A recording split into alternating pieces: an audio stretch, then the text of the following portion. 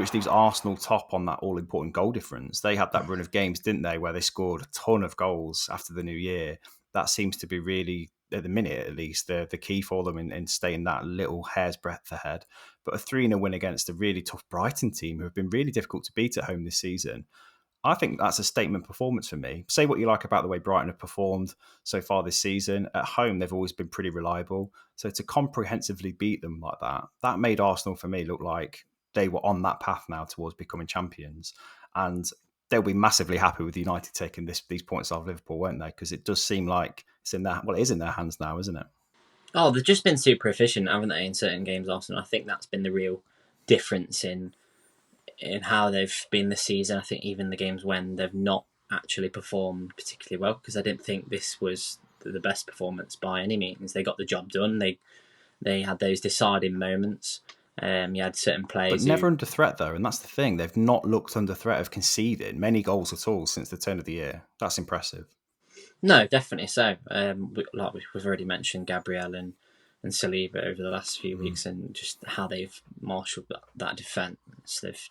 They've made such a huge difference to this team, and they have the mentalities that actually make Arsenal actually difficult to beat now. Yeah. And you saw it against City, obviously.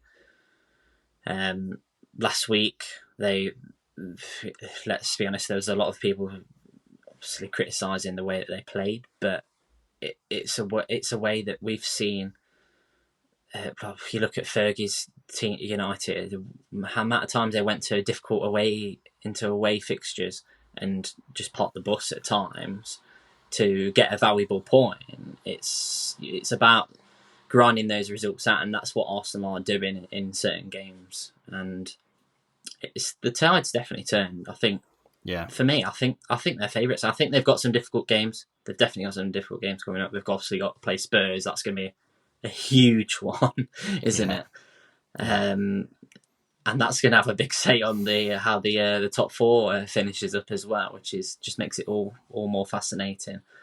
But for me, I think they're the favourites. I just this is the period where in previous seasons where they've dropped off, hasn't it? Last season, absolutely, they just couldn't quite make that final hurdle. But I'm sure Arsenal fans will be feeling a lot more confident this time around. I think for me, it's that core of the team that really stands out. Like you say, they've got Saliba, who's been brilliant. Gabriel's been immense next to him. But Declan Rice obviously has made such a difference in keeping them so composed at the back.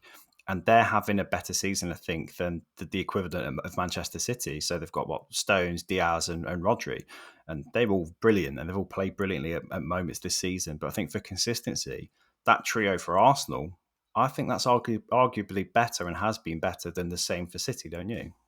Yeah, and it's not just about the core. I mean, we've spoken about Trossard and what he's added to this team. I think when he plays, he's definitely got a different way of playing to the likes of Martinelli, who will give that little bit more width and give him that little bit more pace on the outside.